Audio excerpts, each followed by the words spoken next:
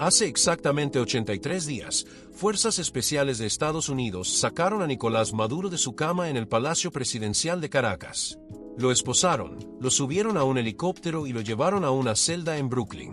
Hoy, 26 de marzo de 2026, ese mismo hombre fue sacado de su celda antes del amanecer, metido en una furgoneta blindada sin ventanas y llevado a través del puente de Brooklyn hasta un tribunal federal en Manhattan. Lo que pasó adentro de esa sala durante las siguientes 2 horas no fue solo una audiencia judicial. Fue un momento que podría definir el resto de la vida de Nicolás Maduro. Y voy a contarte exactamente qué pasó, minuto a minuto. ¿Quién dijo qué? ¿Cómo se veía Maduro? ¿Qué argumentó su abogado? ¿Qué respondió el juez? Y la frase que Maduro dijo al final, antes de que se lo llevaran de vuelta a su celda, que nadie esperaba. Pero primero necesitas entender algo. Lo que pasó hoy dentro de esa sala de audiencias no se puede entender sin saber lo que pasaba afuera. Porque afuera era un circo. Un espectáculo que empezó la noche anterior y que revela mucho más de lo que parece sobre el futuro de Venezuela. Empecemos. Miércoles, 25 de marzo, 6 de la tarde. Más de 15 horas antes de que la audiencia empezara, ya había gente acampando afuera del Tribunal Federal Daniel Patrick Moynihan, en el Bajo Manhattan.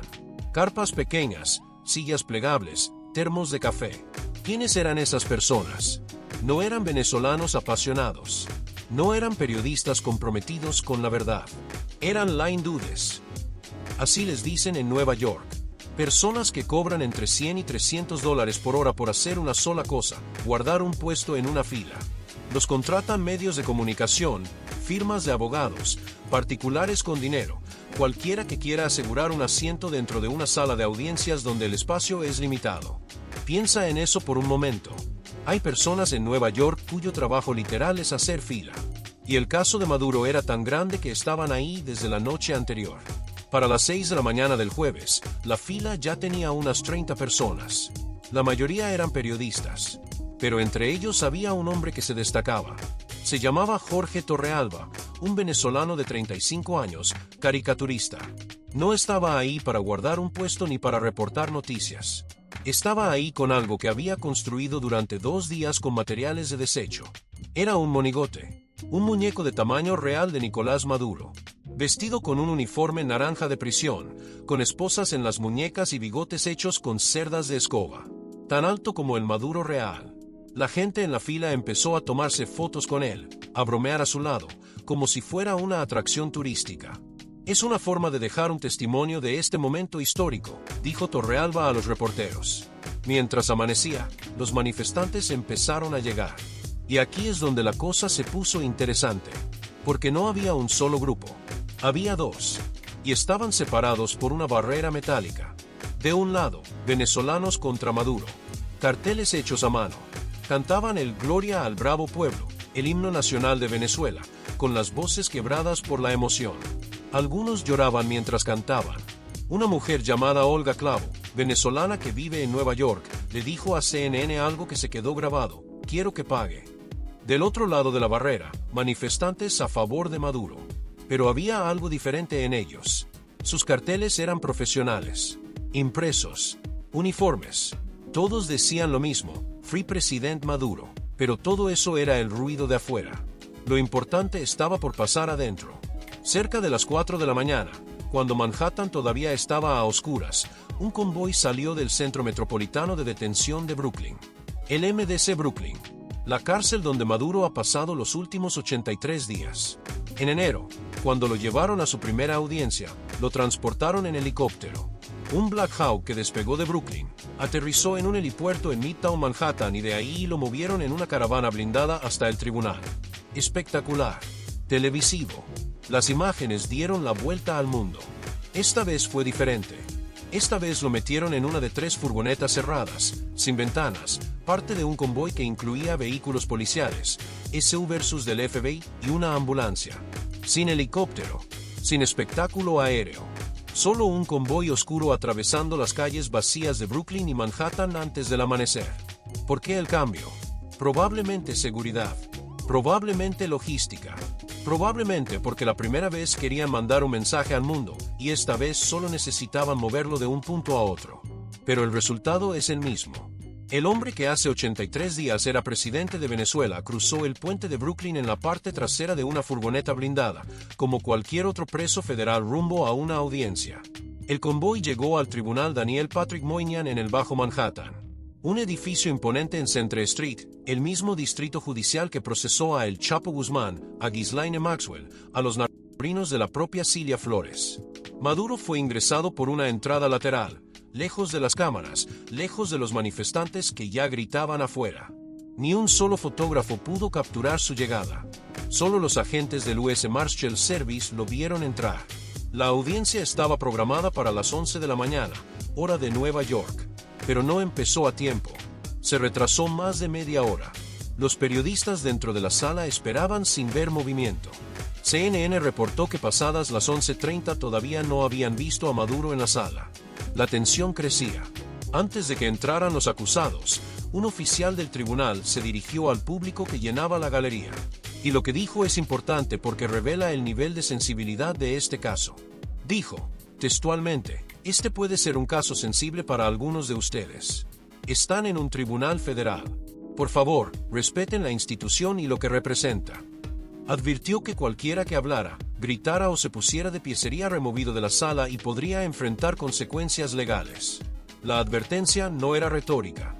En la primera audiencia de enero, Maduro había mirado directamente a un hombre en la galería y le había gritado en español, «Soy un presidente secuestrado. Soy un prisionero de guerra». El juez no quería que eso se repitiera. Y entonces, pasadas las 11:30, la puerta lateral de la sala se abrió. Primero entró Nicolás Maduro. Lo escoltaban agentes del US Marshal Service. Vestía un uniforme de prisión color beige con una camiseta naranja debajo. No el azul que había usado en enero. Beige. El mismo color que usan todos los presos en el MDC Brooklyn.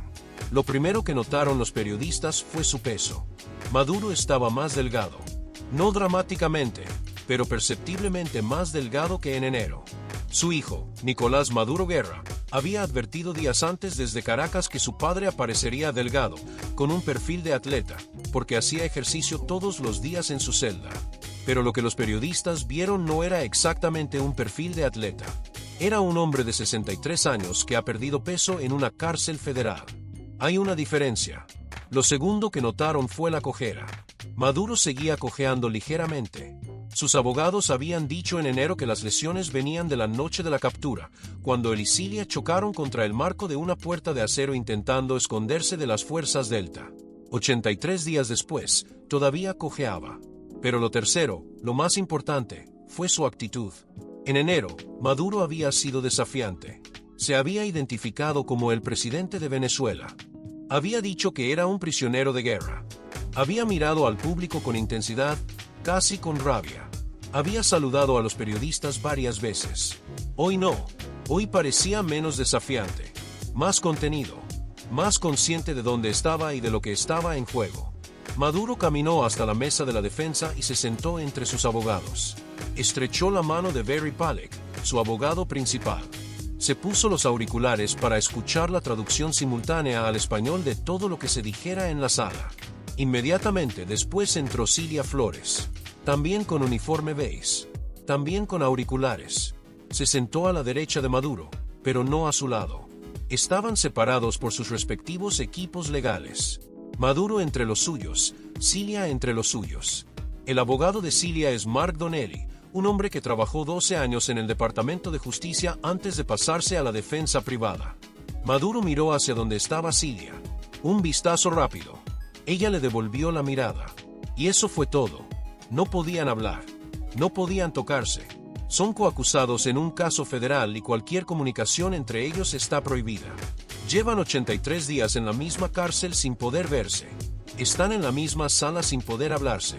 El matrimonio que gobernó Venezuela desde las sombras durante más de una década, sentados a metros de distancia, separados por abogados y por la ley. El juez Alvin K. Eierstein tomó asiento. Tiene 92 años. Fue nominado al cargo por el presidente Bill Clinton en 1998. Es un neoyorquino de toda la vida. No es ni siquiera el juez más viejo del Tribunal Federal de Nueva York.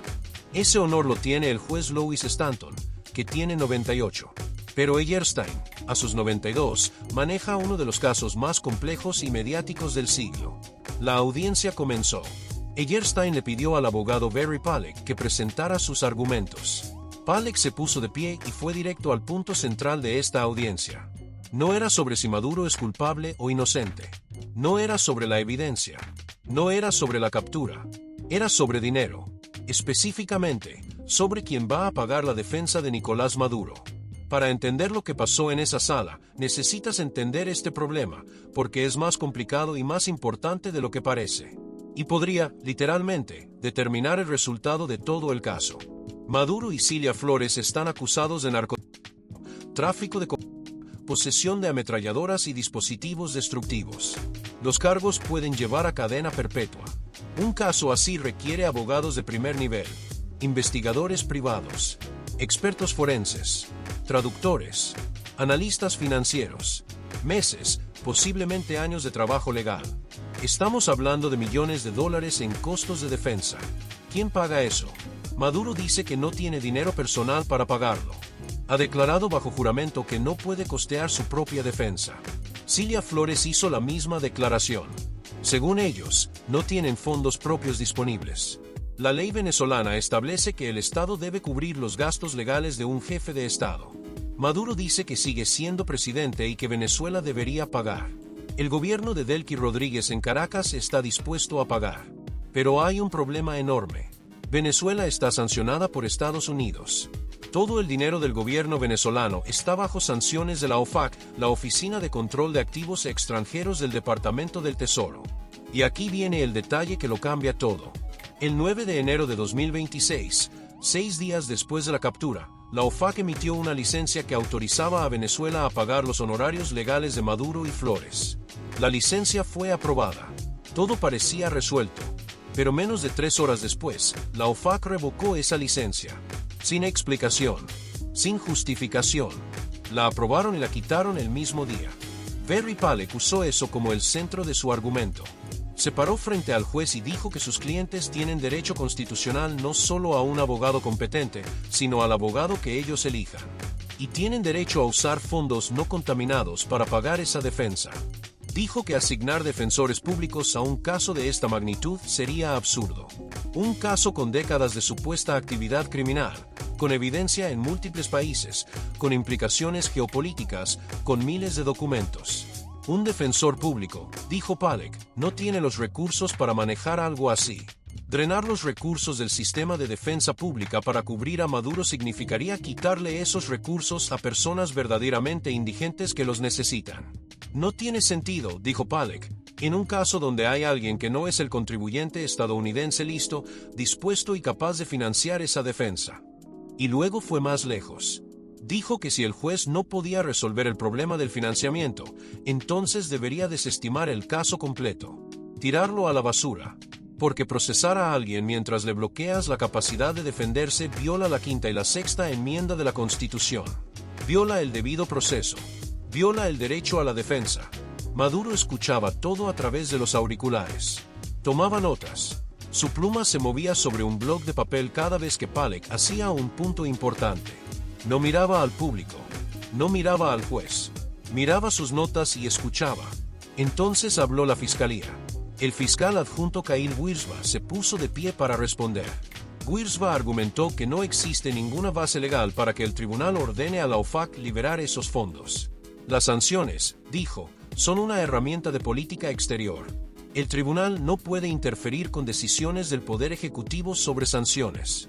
Y luego dijo algo que captura toda la ironía de esta situación. Si el propósito de las sanciones es que los acusados están saqueando la riqueza de Venezuela, permitirles acceso a esos mismos fondos para cubrir su defensa socavaría el efecto de las sanciones. Léelo otra vez. Estados Unidos está acusando a Maduro de robar la riqueza de Venezuela. Y al mismo tiempo le está bloqueando el acceso a la riqueza de Venezuela para defenderse de esa acusación. Es un círculo perfecto. Maduro no puede usar el dinero de Venezuela porque se le acusa de haberlo robado. Pero sin ese dinero no puede defenderse de la acusación de haberlo robado. Wiersba también dijo que el gobierno sí ha autorizado a Maduro a usar sus fondos personales, sus propias cuentas, su propio dinero. Pero cuando el juez preguntó si habían encontrado fondos personales de Maduro disponibles, Wiersba respondió algo revelador: no tenemos nada que aportar en este momento.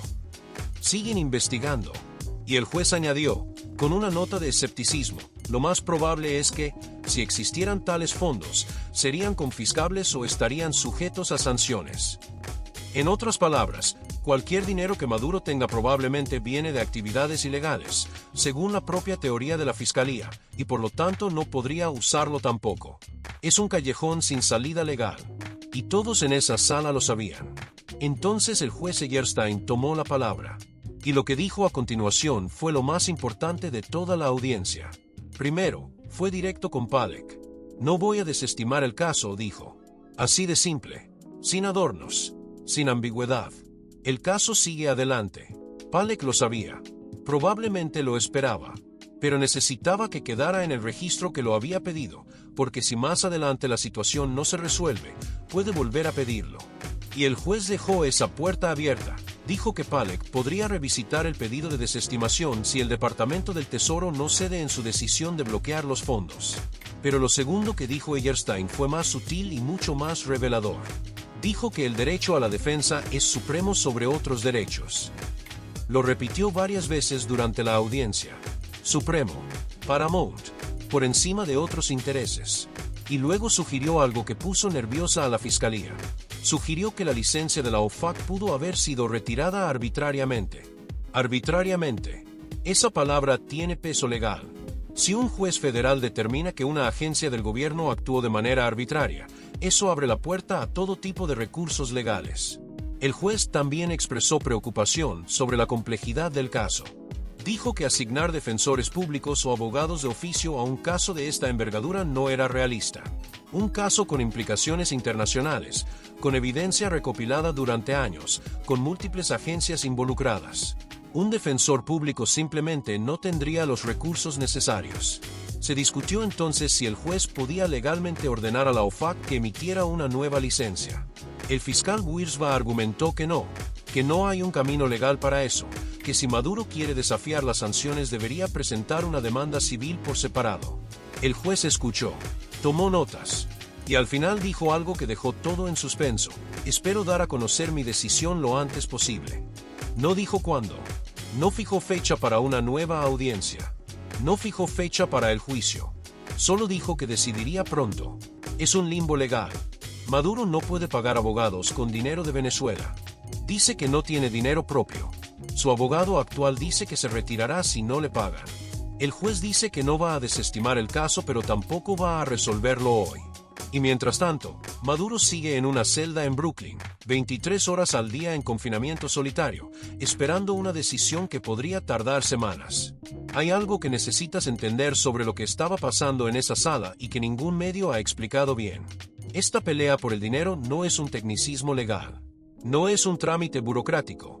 Es posiblemente la batalla más importante de todo el caso. Y te voy a explicar por qué. En el sistema federal estadounidense, la defensa lo es todo. No importa que tan fuerte sea la evidencia de la fiscalía si la defensa tiene los recursos para cuestionarla pieza por pieza. Un buen abogado con un equipo de investigadores puede desarmar testimonios de testigos cooperantes. Puede contratar expertos que cuestionen cada documento, cada grabación, cada transacción financiera. Puede pedir la desclasificación de documentos de inteligencia que podrían revelar irregularidades en cómo se recopiló la evidencia. Puede cuestionar la legalidad de la captura misma. Barry Pálek no es cualquier abogado. Ha representado a Julian Assange, el fundador de Wikileaks. Conoce los casos de seguridad nacional. Conoce los casos con implicaciones geopolíticas. Sabe cómo pelear contra el gobierno de Estados Unidos. Pero sin dinero, no puede hacer nada de eso. Sin dinero, Pálek se va. Y Maduro termina con un defensor público que, por más competente que sea, no tiene los recursos para montar la defensa que un caso de esta magnitud requiere. La fiscalía lo sabe. Y por eso está peleando tan duro para bloquear los fondos. No es solo por las sanciones. No es solo por política exterior. Es porque un Maduro con una defensa de primer nivel es un caso mucho más difícil de ganar que un Maduro con un defensor público sobrecargado de trabajo. Eso es lo que realmente se estaba decidiendo hoy en esa sala. No la culpabilidad o inocencia de Maduro. sino qué tan difícil será para la fiscalía probar esa culpabilidad. Pero la audiencia no había terminado. Faltaba algo que nadie había anticipado. Mark Donnelly, el abogado de Cilia Flores, se puso de pie y se dirigió al juez. No habló de dinero, no habló de sanciones ni de la OFAC. Habló de salud. Dijo que su clienta tiene un problema cardíaco diagnosticado, una afección relacionada con la válvula mitral. Ella necesita urgentemente un electrocardiograma, dijo Donnelly. Lo requiere a la mayor brevedad posible. Cilia Flores tiene 69 años. Lleva 83 días en una cárcel federal conocida por sus condiciones brutales. La misma cárcel que en 2019 se quedó sin electricidad una semana entera en pleno invierno. La misma donde han encontrado gusanos en la comida. La misma donde la atención médica ha sido descrita por abogados como horrible. El juez Egerstein instruyó al equipo legal a iniciar los procedimientos necesarios para que Flores recibiera el examen médico. Pidió que le informaran si encontraban algún obstáculo en el proceso. Cilia escuchaba todo a través de sus auriculares.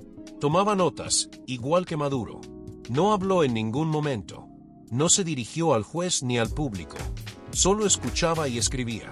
Y entonces la audiencia llegó a su fin. Había durado poco más de una hora. Algunos reportes dicen casi 2 horas. Sin resoluciones firmes. Sin fecha de juicio. Sin decisión sobre el dinero. Solo la promesa de un juez de 92 años de que decidiría pronto. Lo que pasó en los últimos segundos dentro de esa sala es lo que quedó grabado en la memoria de todos los que estaban ahí. El juez levantó la sesión. Maduro se puso de pie. Estiró la mano y estrechó la de Barry Paddock, su abogado. Luego estrechó la mano de su traductor. Luego saludó al abogado de Cilia Flores. Y antes de que los agentes del US Marshal Service lo tomaran para escoltarlo fuera de la sala, Maduro miró a su equipo legal y dijo 2 palabras en español. Hasta mañana. Hasta mañana. Como si fuera a volver al día siguiente. Como si esto fuera una rutina. Como si un hombre encerrado 23 horas al día en una celda especial de máxima seguridad, bajo medidas administrativas especiales diseñadas para restringir todo contacto con el mundo exterior, pudiera simplemente decir hasta mañana como si fuera un abogado saliendo de una reunión de trabajo. ¿Por qué dijo eso? ¿Realmente cree que va a ver a su abogado al día siguiente? Probablemente sí. Los abogados visitan a sus clientes en el MDC Brooklyn con regularidad, y dada la complejidad de este caso, es posible que Paddock tenga programada una visita para el viernes.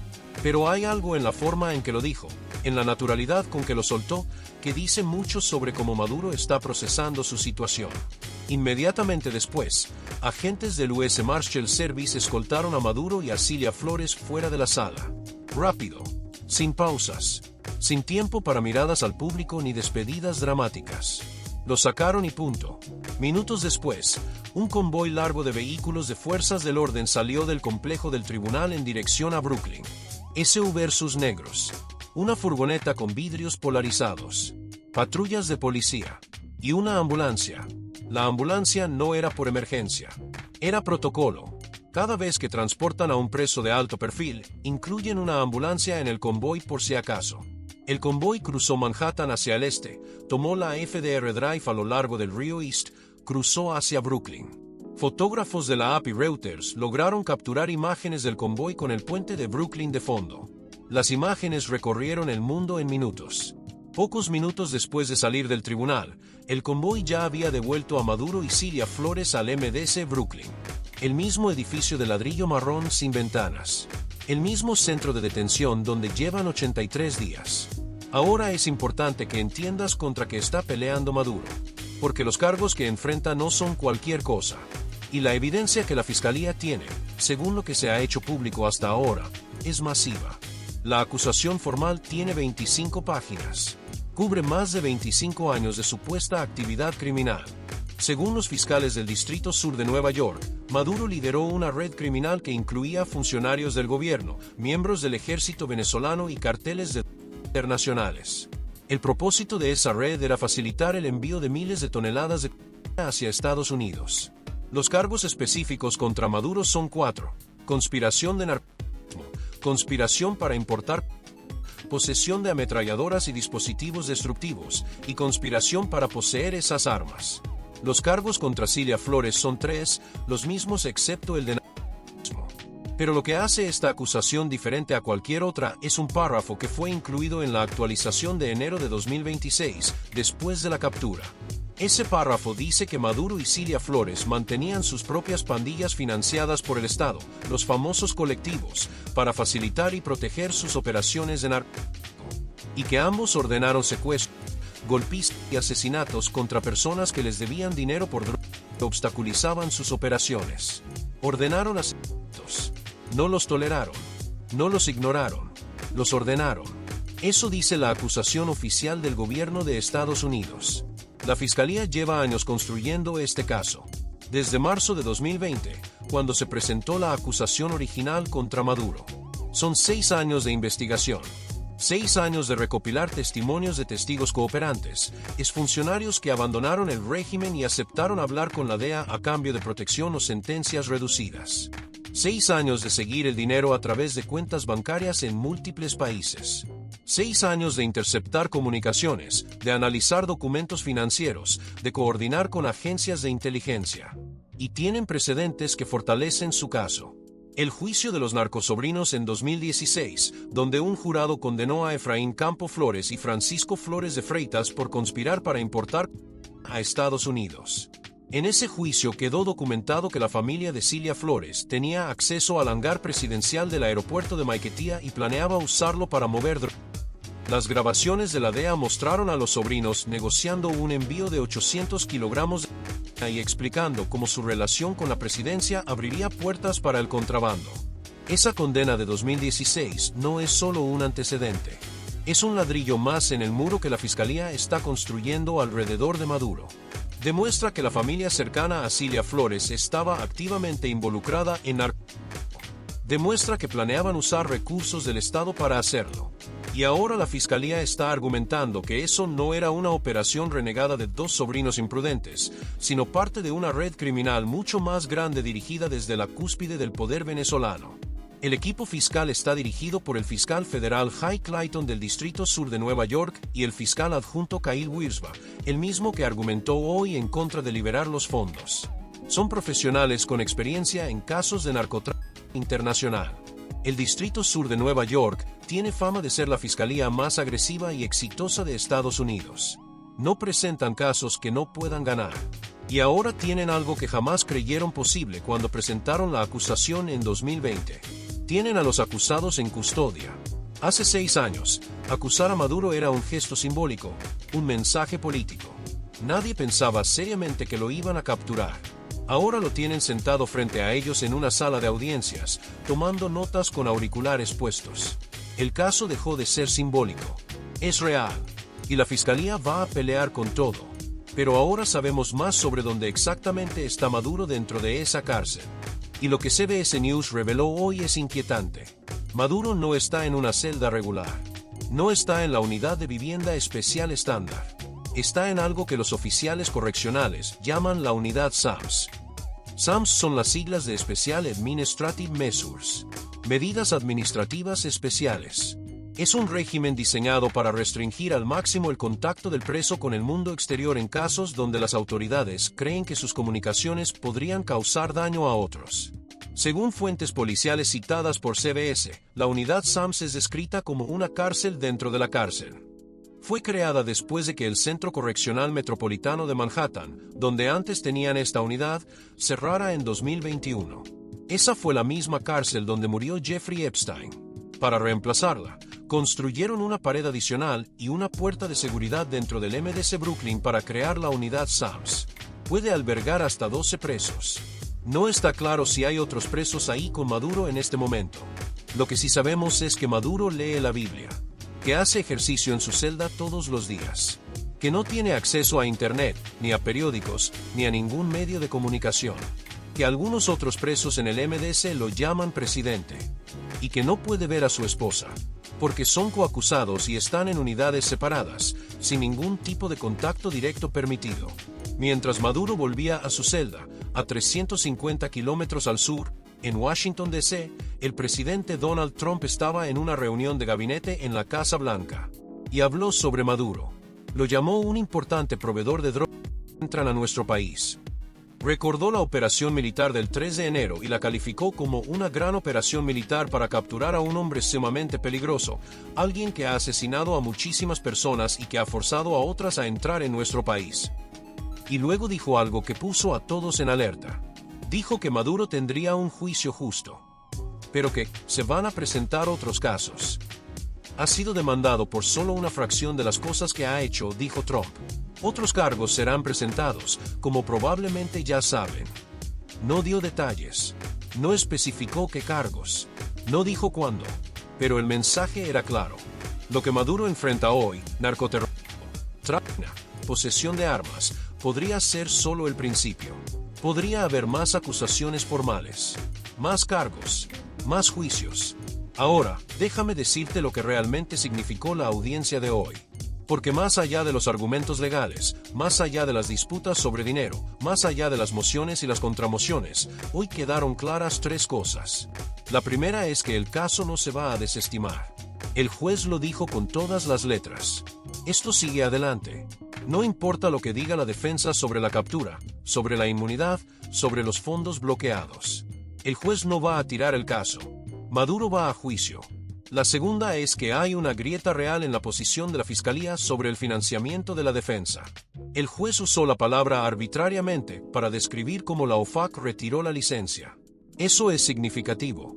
Eierstein claramente simpatiza con el argumento de que bloquear los fondos para la defensa podría ser inconstitucional.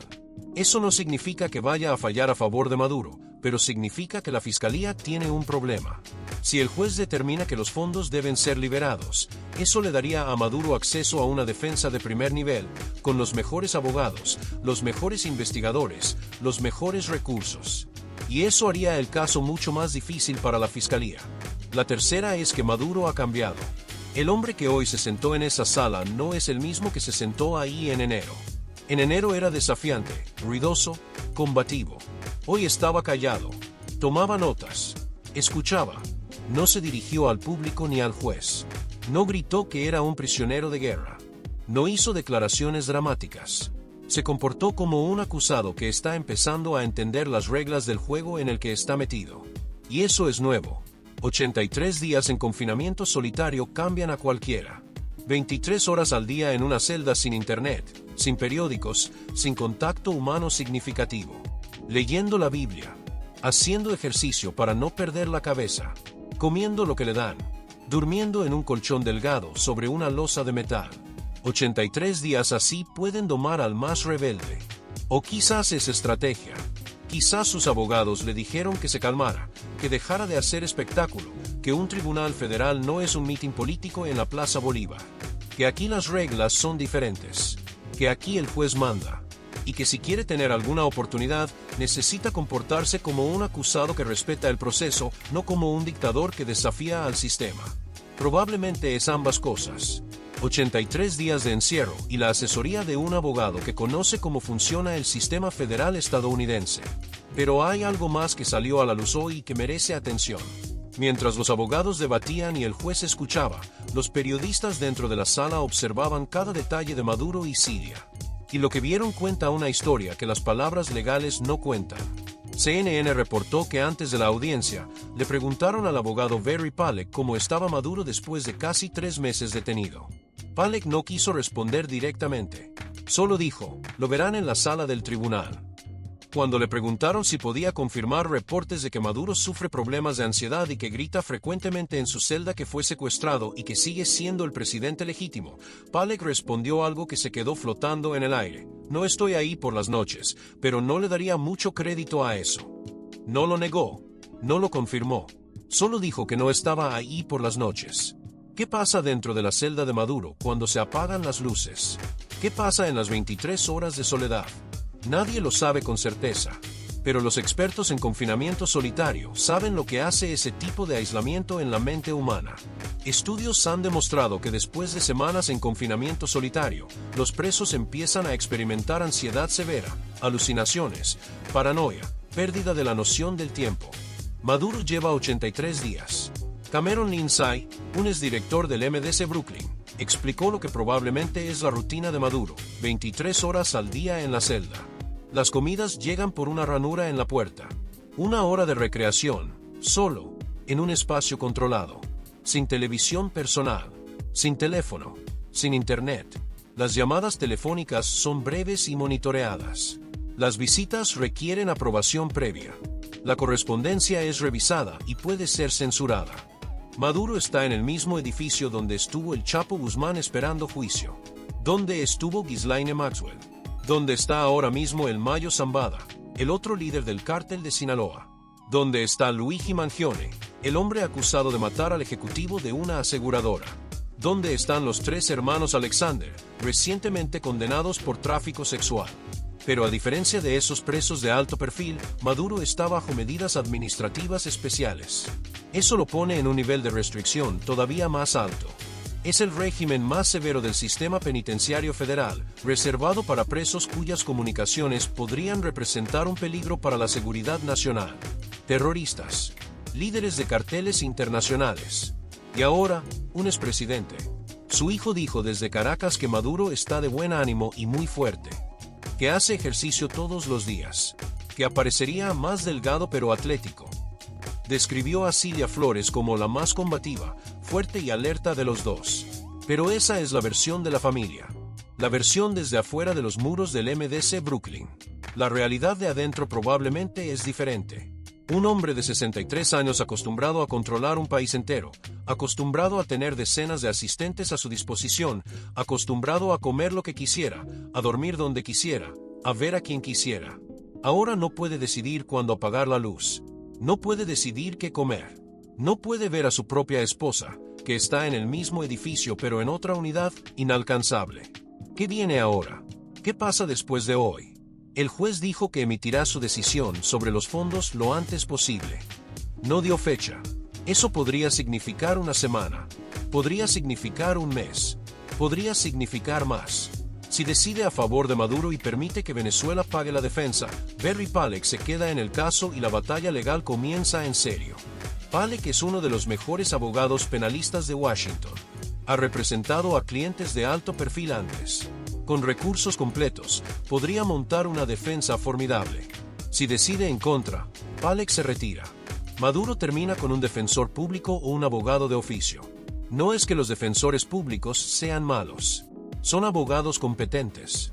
Pero un caso de esta envergadura, con décadas de supuesta actividad criminal, con evidencia en múltiples países, con implicaciones diplomáticas internacionales, simplemente excede lo que un defensor público puede manejar con los recursos que tiene.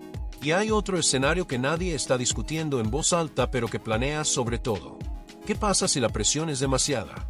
¿Qué pasa si Maduro, solo en su celda, sin dinero para abogados, enfrentando cadena perpetua, decide que cooperar es mejor que pelear?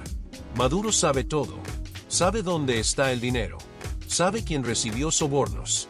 Sabe cómo funcionaban las rutas de la droga. Sabe qué papel jugó Diosdado Cabello, que sigue prófugo. Sabe qué papel jugaron los militares venezolanos. Sabe todo. Si Maduro decide hablar, si decide sentarse con los fiscales y contarles todo, el valor de esa información sería incalculable. Podría desmantelar lo que queda del aparato criminal del chavismo. Podría llevar a docenas de acusaciones adicionales. Podría recuperar miles de millones de dólares. ¿Lo hará? Probablemente no. Todavía no. Pero cada día en esa celda lo acerca un poco más a tener que tomar esa decisión. Y cada audiencia como la de hoy, donde el muro legal se cierra un poco más alrededor de él, hace que esa decisión sea un poco más urgente. Hoy, a esta hora, Nicolás Maduro está de vuelta en su celda en la unidad SAMS del MDC Brooklyn. La cárcel dentro de la cárcel. Probablemente ya comió la cena que le pasaron por una ranura en la puerta. Probablemente está acostado en su colchón delgado sobre la losa de metal, con la luz artificial que nunca se apaga del todo. Quizás está leyendo la Biblia. Quizás está repasando mentalmente lo que pasó hoy en la sala. Quizás está pensando en las palabras del juez. No voy a desestimar el caso. Quizás está pensando en las palabras de Trump. Se van a presentar otros casos. Quizás está pensando en Cilia, su esposa, a metros de distancia en la misma cárcel pero inalcanzable, con un problema en el corazón que necesita atención urgente. O quizás simplemente está pensando en lo que le dijo a su abogado al salir de la sala. Hasta mañana. Como si mañana fuera otro día. Como si hubiera algo por delante. como si todavía quedara esperanza. Pero la realidad es más fría que las paredes de su celda. Las probabilidades están en su contra. Más del 90% de los acusados federales terminan condenados. Las sentencias por narcotráfico a gran escala son brutales. Y este caso es el más grande que el Distrito Sur de Nueva York ha procesado contra un jefe de Estado extranjero. Hoy fue solo una audiencia procesal. No fue el juicio. No fue el veredicto. Fue un paso más en un proceso que podría durar más de un año. Según analistas legales, quedan entre 6 y 9 meses solo de mociones previas al juicio. Después viene la selección del jurado. Después el juicio en sí. Después la sentencia. Maduro tiene por delante cientos de días más en esa celda antes de que un jurado decida su destino. Cientos de mañanas despertando en el mismo colchón. Cientos de comidas pasadas por la ranura. Cientos de horas de silencio. Y cada una de esas horas trae la misma pregunta que probablemente se hace todas las noches desde el 3 de enero. ¿Cómo llegué aquí? La respuesta a esa pregunta la conocen millones de venezolanos. La conocen los 8 millones que huyeron del país. La conocen los que cruzaron el Darién a pie. La conocen las madres que dejaron a sus hijos para buscar trabajo en otro país. La conocen los presos políticos que fueron torturados en celdas del SEBIN. La conocen los 824 ejecutados en un solo año. Ellos saben exactamente cómo Nicolás Maduro llegó a esa celda en Brooklyn. Y hoy, por primera vez en 83 días, pudieron verlo sentado en una sala de audiencias, vestido de beige, cojeando, más delgado, tomando notas con la cabeza baja mientras un juez de 92 años decidía su futuro. La audiencia terminó. Maduro volvió a su celda. Mañana no hay audiencia. No hay fecha para la próxima. Solo hay espera. Y en esa espera, en ese silencio, en esas 23 horas diarias entre 4 paredes, se está escribiendo el último capítulo de la historia del chavismo. Un capítulo que empezó con un golpe de Estado fallido en 1992, que pasó por el socialismo del siglo XXI, por la destrucción de la democracia venezolana, por una diáspora de 8 millones de personas, por miles de muertos, por miles de millones robados. Y que ahora termina en una celda de 6 metros cuadrados en Brooklyn, Nueva York. No con un discurso desde un balcón, no con una revolución, no con una explosión, con silencio, mucho silencio. Y la promesa de un juez de 92 años de que decidirá pronto. Pero hay algo más que necesita saber. Algo que hace esta historia todavía más extraordinaria. Mientras Maduro estaba sentado hoy en esa sala de audiencias en Manhattan, Venezuela seguía funcionando sin él. Y eso, en sí mismo, es un dato demoledor. Piensa en lo que eso significa. Durante más de una década, el chavismo construyó un relato en el que Maduro era indispensable. El heredero de Chávez. El continuador de la revolución, el hombre sin el cual Venezuela no podía existir. Los canales estatales lo repetían cada día. Los militantes lo gritaban en cada concentración. Sin Maduro no hay revolución. Sin Maduro no hay Venezuela. Y resulta que sí hay. Venezuela sigue ahí. Las instituciones siguen funcionando, mejor o peor, pero funcionando. El petróleo sigue saliendo. La gente sigue viviendo. El sol sigue saliendo sobre Caracas. Todo lo que Maduro decía que se derrumbaría sin él sigue en pie. Y él es el único que se derrumbó. Delcy Rodríguez juró como presidenta interina.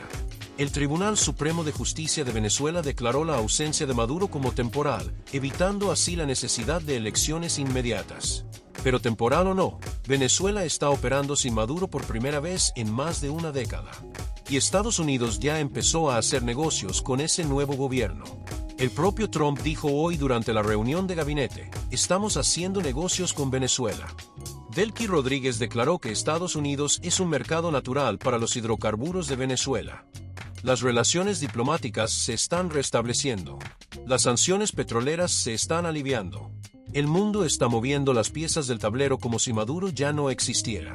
Como si fuera un capítulo cerrado.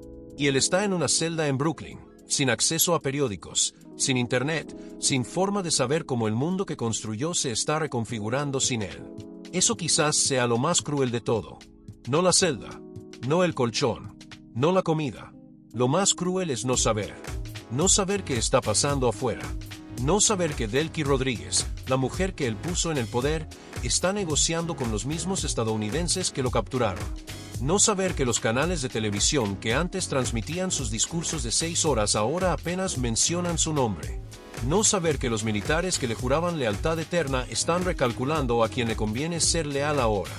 Maduro no sabe nada de eso, porque en la unidad SAMS del MDC Brooklyn no hay periódicos, no hay televisión, no hay internet. Solo hay paredes grises y el eco de sus propios pensamientos. Legalmente, Maduro sigue siendo presidente de Venezuela. El Tribunal Supremo nunca declaró vacante el cargo. Solo dijo que su ausencia era temporal.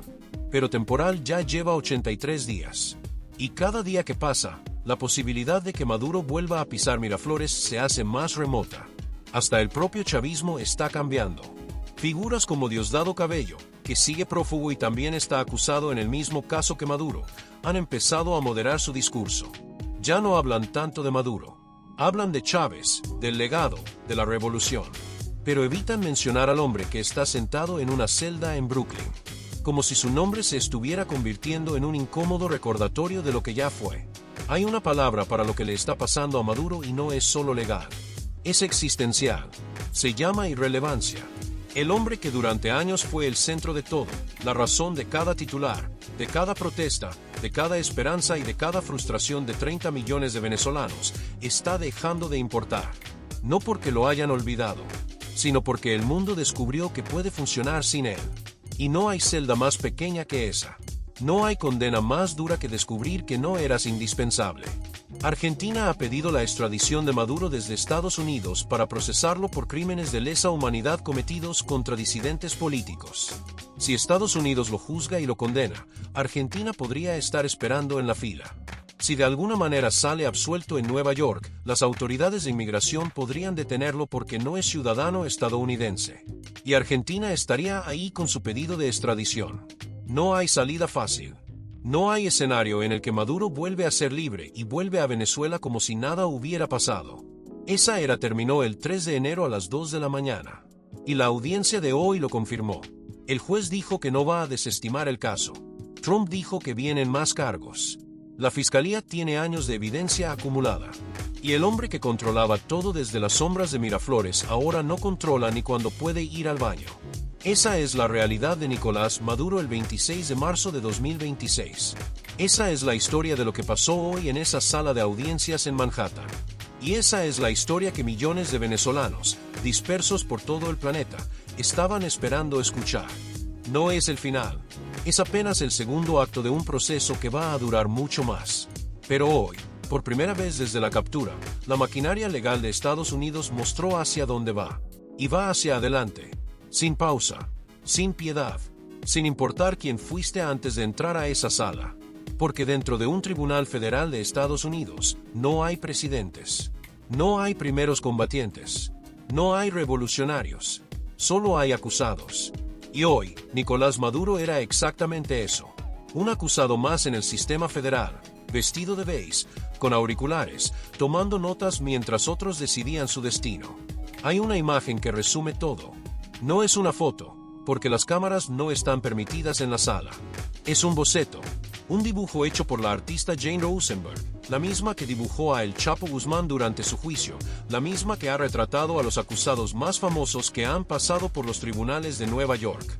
En ese boceto se ve a Maduro sentado, uniforme beige, auriculares puestos, la cabeza ligeramente inclinada. A su lado, Barry Palek de pie, argumentando frente al juez. Detrás, un agente del Marshal Service de pie, vigilando. Y a la derecha, Cilia Flores, también con auriculares, también en silencio. Es un dibujo, pero dice más que cualquier fotografía. Dice que el hombre más poderoso de Venezuela ahora es un sujeto en un boceto de tribunal. Un personaje más en la galería de criminales que han pasado por el distrito sur de Nueva York. Entre el Chapo y Ghislaine Maxwell. Entre narcotraficantes y estafadores. Ahí está Nicolás Maduro, reducido a trazos de lápiz en un bloc de dibujo. Así lo van a recordar. No con el uniforme verde oliva de los actos militares. No con el traje oscuro de las cumbres internacionales. No bailando salsa en televisión. Lo van a recordar en beige, con auriculares, tomando notas, en un tribunal de Nueva York. Hasta mañana, le dijo a su abogado. Pero para millones de venezolanos, mañana ya llegó. Mañana es hoy.